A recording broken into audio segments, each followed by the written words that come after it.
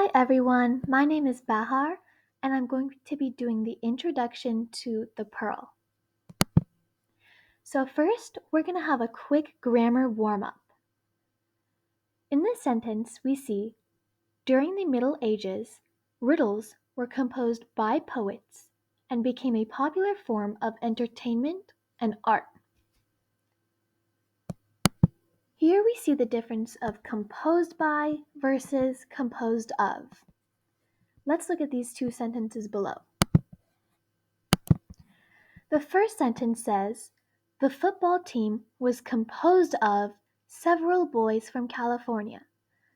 The second sentence is, the symphony was composed by Beethoven.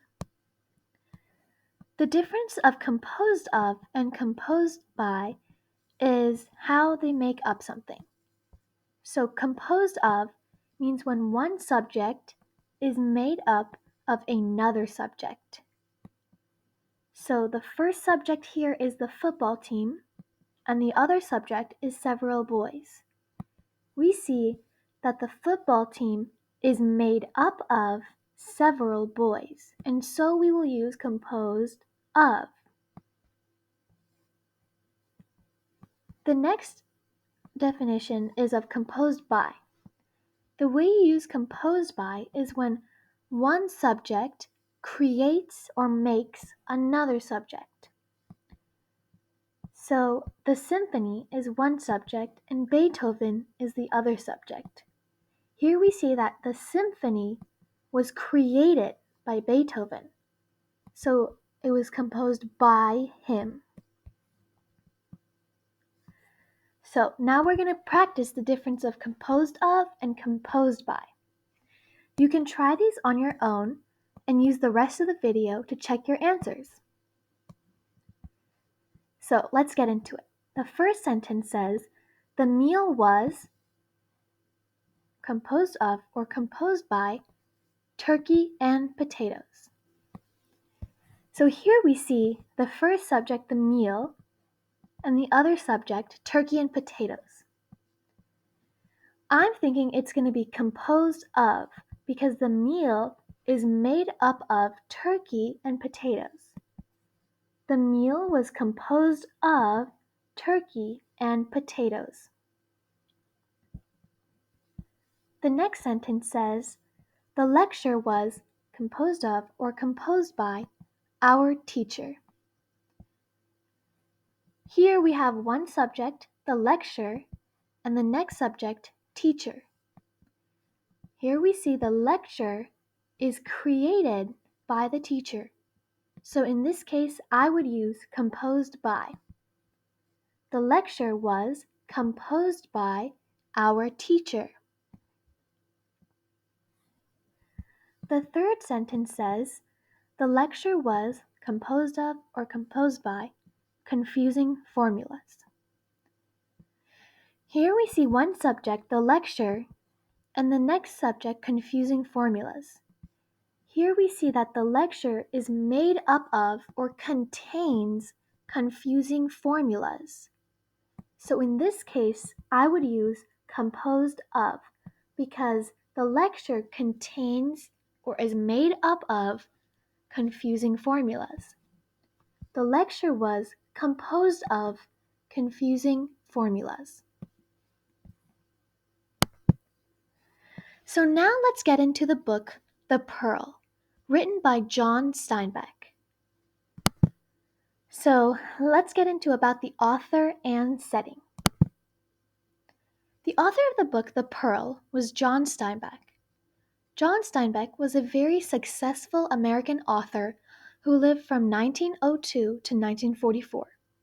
His books won a Nobel Prize and a Pulitzer Prize for two of the most prestigious or highly valued awards that a writer can receive for their work. Steinbeck grew up in California and went to Stanford, a prestigious college in California, but quit college to become a writer. As a writer, he wrote about social and economic issues in America and criticized what he saw as American immorality. immorality, which is moral wrongness. Another book written by John Steinbeck is The Grapes of Wrath, which also shows American immorality and social and economic issues in America. Steinbeck also criticized greed, racism, and discrimination. Discrimination is the act of negatively viewing or acting against someone or a group of people because of a trait that the person has or a group of people share, such as race or gender. He used a lot of symbolism in his work. You may notice this as you're reading. Now let's go over the setting of the Pearl. La Paz is a real city in Baja California Sur. La Paz and Baja California Sur are both Spanish names. La Paz means the peace, and Baja California Sur means south of under California. In Spanish, Baja means under and Sur means south. If you look on the map on the right, there is an area called Baja California under California, which is why it is called Baja California. Here is California, and right under it is Baja California. Baja California Sur is south of Baja California, which is why it is called Baja California Sur. So here is Baja California, and right below or south is Baja California Sur. So here's some notes on the Spanish language. You may notice I said Baja as Baja instead of Baja. This is because the J in Spanish is pronounced the H sound in English. So Baja is pronounced Baja. The rules for the order of adjectives in Spanish is also different than in English. That is why Baja California Sur, which directly translates to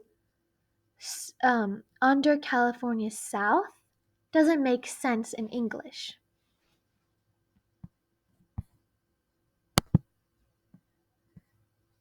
Let's go into the history of our setting. Mexico was colonized or conquered by the Spanish, and La Paz was colonized in 1596. The story of the Pearl takes place in 1900. La Paz was considered one of the centers of politics and community in Baja California Sur. However, it was a place where time was paused, because there was the modern city full of the richer Spanish citizens and the poorer beach towns where the natives lived. This caused a lot of fighting and conflict because the Spanish colonizers often discriminated against the native people, took their land, and pressured them into abandoning their culture.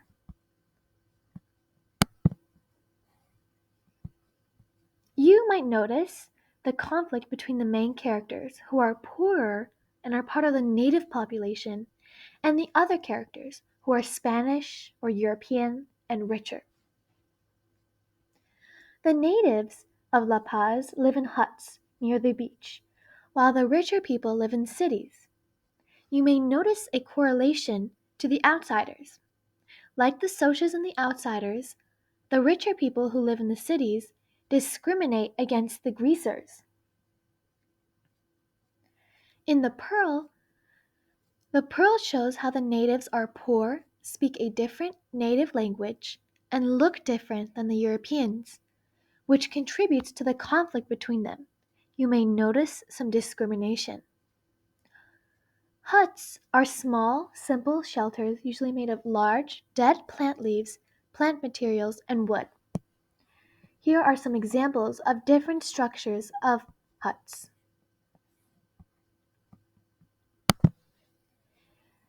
So, after the Spanish arrived, many native people made money by diving for pearls because the Spanish considered them as a luxury, which is a valuable item, goods, which is an item. Pearl divers would hold their breath and carry a rock to help them dive to the bottom of the ocean to find oysters. They often only carried a knife to get oysters off the rock in the ocean and a basket to carry the oysters. The main character of the pearl, Kino, is a pearl diver, and his job would look like the image on the upper right.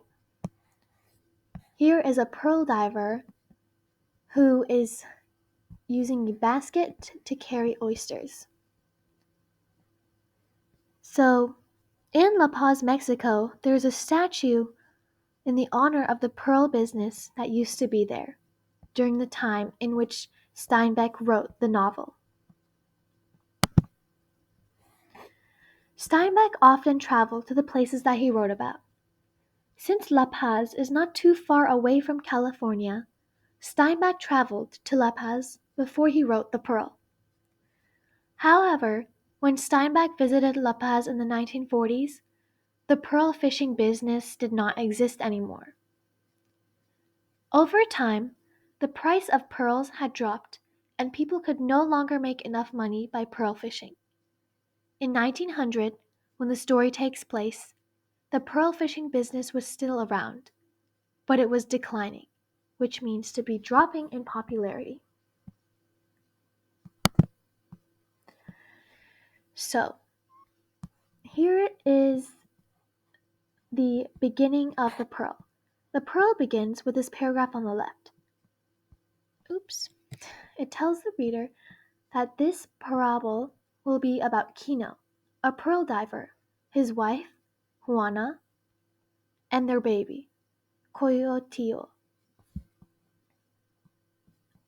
In the town, they tell the story of the great pearl, how it was found and how it was lost again. They tell of Kino, the fisherman, and of his wife, Juana, and of the baby, Coyotito.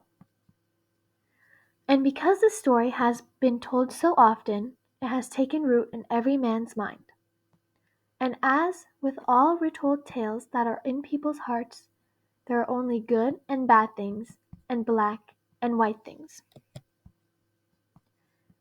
and good and evil things, and no in between anywhere. If this story is a parable, perhaps everyone takes his own meaning from it and reads his own life into it. In any case, they say in the town that, and dot dot dot.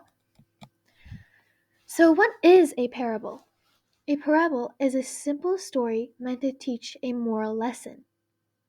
The paragraph already tells the reader what is going to happen, and the characters they will read about directly suggests that the story, the pearl, is a parable, meant to be a simple story that conveys a very clear message. So, an example of a parable that you might know is The Boy Who Cried Wolf. So, I will read to you this short excerpt. There was once a young shepherd boy who watched his sheep at the foot of a mountain near a dark forest. It was always peaceful, and it got boring for the boy, so he made a plan to entertain himself and create some excitement. He ran towards the village calling out, "Wolf! Wolf!" and the villagers immediately rushed to help him and save the sheep from the wolf. But when they reached the flock, there was no wolf, and nothing was wrong, so they returned to the village. This pleased the boy so much that a few days afterwards he tried the same trick again, and the villagers came to his help. The villagers were unhappy with how the boy had wasted their time, and returned to the village again. But shortly after this, a wolf actually did come out of the forest and began to worry the sheep, and the boy, of course, cried out, "Wolf! Wolf!" louder than before. But this time, the villagers who had been fooled twice before thought the boy was again deceiving them, and nobody came to his help. So the wolf made a good meal off the boy's flock, and when the boy complained, the wise man of the village said, "A liar will not be believed, even when he speaks the truth." So this is an example of a parable. It it meets the two requirements. It is a short and simple story conveying a message that is very clear to the reader. In this fable, the moral message is actually stated at the end. The pearl is also very clear in its message, with its introduction even saying, "There are only good and bad things, and black and white things, and good and evil things, and no in between anywhere." So now let's go over the vocabulary that we learned throughout this presentation. So in chapter 1, Coyotito is a name. The name of Kino and Juana's baby is Coyotito. In Spanish, this means little coyote.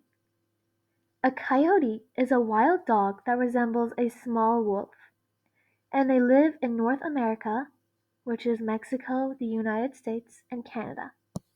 And this is what a coyote looks like. To chitter, which is a verb, is used to describe birds making noise. The word chitter is like the word chirp, but the word chirping usually means a few chirps that are far apart, while chittering is a series of quick chirps. This implies a feeling of excitement or noisiness. A flurry, which is a noun, can refer to a quick, small, swirling mass of something, usually leaves or snow. For example, a flurry of snow, which you can see in this example, could be a small amount of snowfall with lots of snowflakes that only results in a small coating of snow on the ground. In the pearl, the word flurry is used to describe how a bird moves its wings. So this means that the bird is flapping its wings quickly, like the hummingbird in this picture.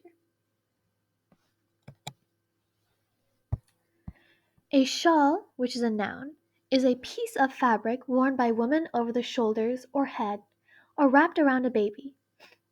Juana wears a shawl in the pearl.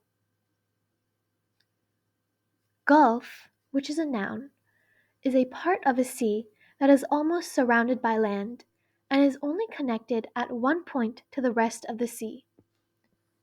Here is the Persian Gulf, and you can see this example in the map. The closest gulfs to Afghanistan is the Persian Gulf and the Gulf of Oman, which are both surrounded by the ocean but open up to the ocean at the point where the red circle is. Fiesta, which is a noun, is a Spanish word for religious festivals or any event that is known for celebrating something and eating lots of food. In the pearl, it will refer to the act of eating a lot of food. A Hail Mary, which is a short prayer in Christianity directed towards the religious figure Holy Mary. Juana says these throughout the book in times of doubt or trouble.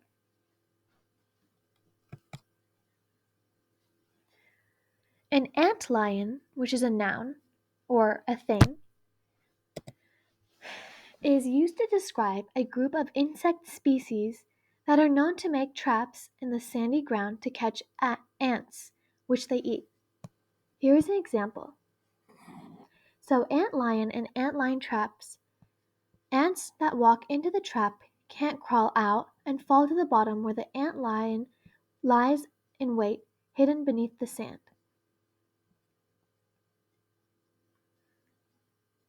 A brush house, which is a noun or adjective. The word brush can refer to small shrubs, grass, and bushes.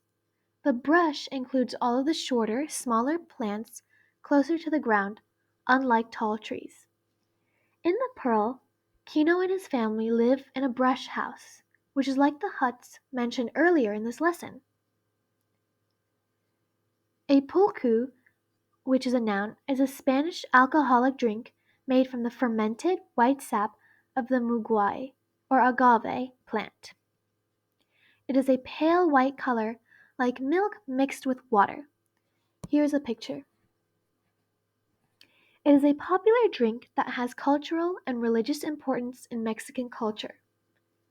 Sap is a thick liquid that comes out of some plants when you cut them.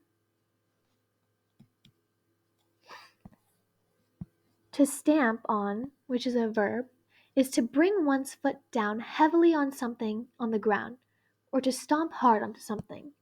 Here's a picture to refer. To hover, which is a verb, is the act of standing or staying in one place, usually because the person is unsure of what to do. For example, someone can hover over a hurt person by standing next to them but not doing anything because they are unsure of how to act. Here's an example of a hummingbird hovering beside a flower. You may also see the word hover to describe birds and animals staying in one place in the air, like the picture I just showed. A procession, which is a noun, is a line of people, vehicles, or things moving forward in an orderly manner, especially if related to religious or serious events, such as a religious festival or funeral. Here is a picture of a procession of soldiers who are marching in honor of other wounded soldiers. An Oriental is an adjective. It means to relate to East Asian culture, for example, China, Japan, or Korea. A scorpion is a noun. A scorpion is an animal with two large pincers and a stinger. Most are venomous, meaning that they can sting you and hurt you with a toxic substance. Here is a picture of a scorpion. So now, let's match the pictures to the vocabulary words in the form of a review. You can try to do this on your own and use the rest of the video to check your answers. So the way I'm going to go about this is to look at the word and match it to the picture. So the first word is chitter. And we can remember that chitter means a series of fast chirps that represent excitement. And out of all of these, I see this bird is quite vocal. So I would match chitter to picture number 8. The next one is flurry. We remember that in the pearl, flurry was used to describe the flapping of a hummingbird's wings. Here is a picture of a hummingbird flapping his wings really fast. So I would match flurry to picture number 3. The next word is polku, which we remember is a white milky drink that is used for religious festivals and events. Here's a picture of a drink that looks white and milky. So I would match polku to picture number 11. The next word is fiesta. Fiesta was a religious event or where a lot of people eat a lot as an event or party or gathering. Because fiestas are known for lots of food and sharing with one's family, I would describe fiesta with picture number 9 because it shows a lot of food. The next word is brush. Remember, brush is a group of plants or low shrubs, unlike tall trees and bushes and cactus or smaller plants. In this picture, you may notice a lot of short plants and not any tall trees. So I would call this a brush and match picture 10 to this word, brush. The next word is procession. Procession is an orderly line of people for a certain event, usually a religious event or funeral or any formal event. This picture we see has an orderly line of people looking pretty formal and they seem to be doing something for an event. I would match procession with picture number 5. The next word is hover. We can remember hover as an animal hovering above a plant. In this picture, we see a hummingbird hovering next to this flower. So I would match picture 12 to the word hover. The next word is stamp on, which is a verb. To stamp on means to step heavily onto an object or the floor with a force.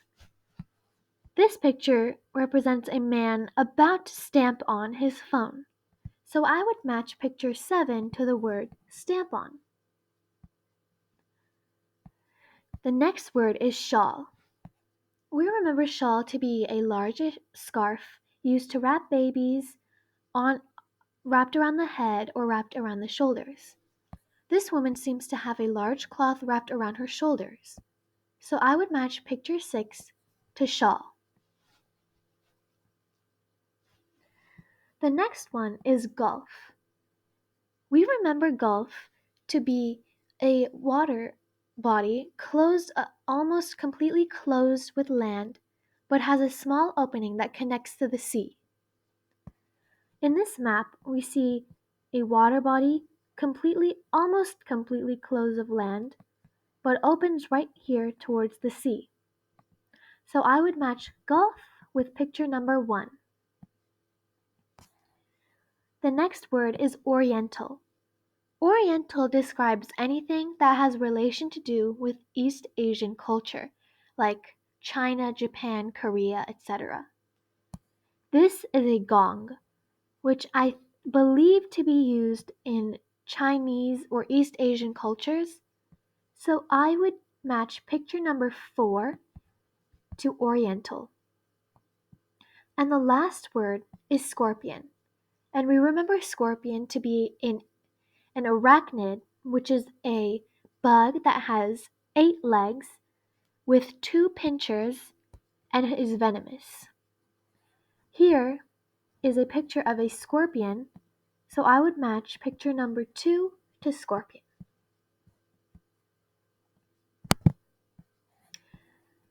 So now let's review and complete the sentence with the new vocabulary words that we have done.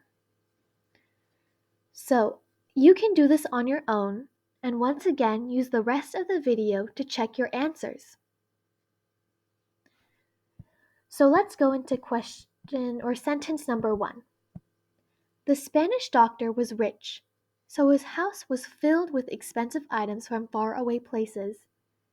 It was filled with blank designs complete with a little Chinese dragon. So this little part of the sentence saying a little Chinese dragon makes me think of the word oriental. So let's read the rest of the sentence. With a little Chinese dragon statue on his desk and Japanese art on the wall. So once again I see Japanese and Chinese, and this reminds me of the word oriental, which means to describe objects of East Asian culture. So in this blank space I would put oriental.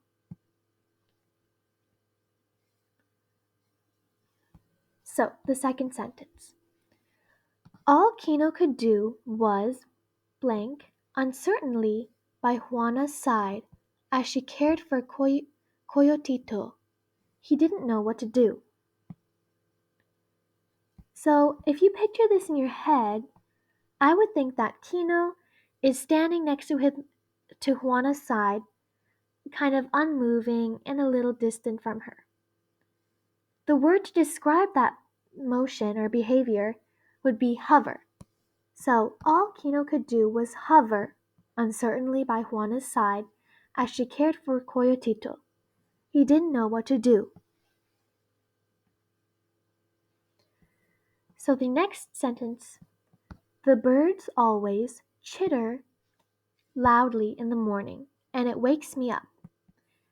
Here I used chitter because we know that chitter means a series of loud chirps. The word loudly gave away that the word here should be chitter.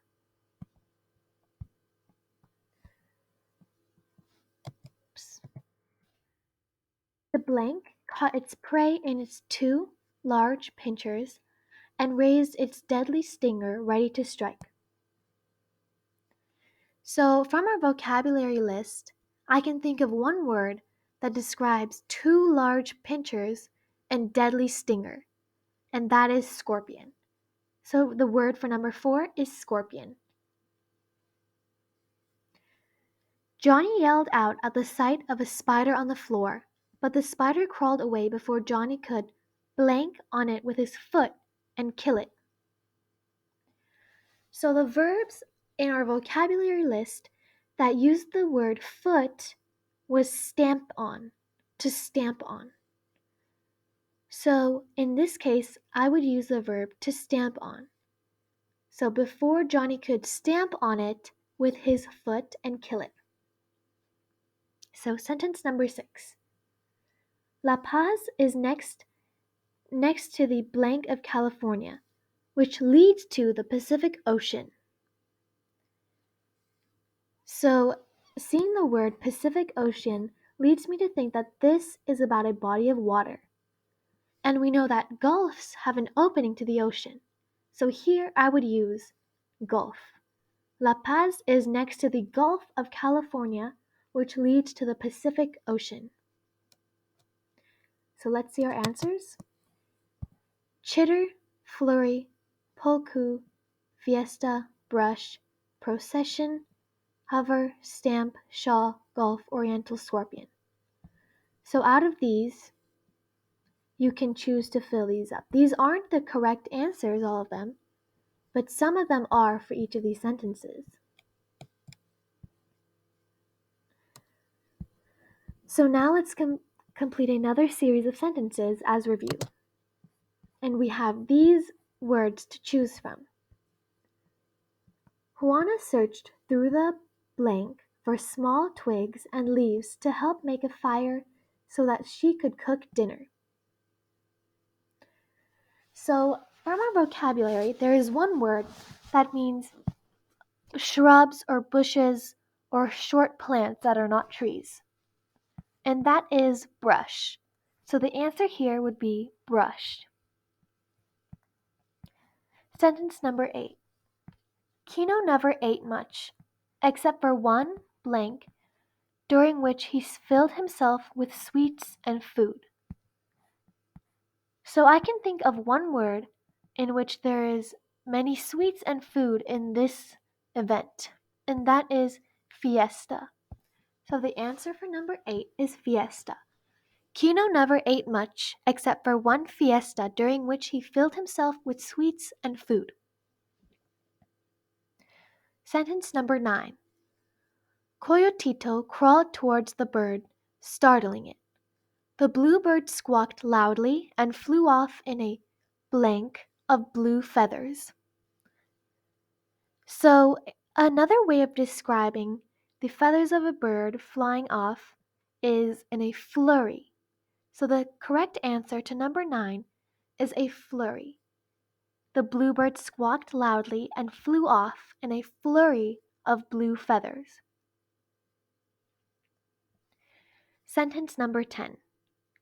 It was always cold at night, so Juana wrapped Coyotito in her blank to keep him warm. So something parents use to wrap their children in is a shawl. So the correct word to number 10 is a shawl. Sentence 11. There was a long blank of people walking through the streets. So another word for an organized line of people is a procession. So the correct answer for number 11 is procession. Sentence number 12. Kino ate a few bites of corn cake and drank a few sips of blank, and that was all he had for breakfast. Since this question is a little more descriptive, we can look in our word bank. The only word I see here that is a food is polku, which is a drink, the milky white drink. So the correct answer for number 12 is polku.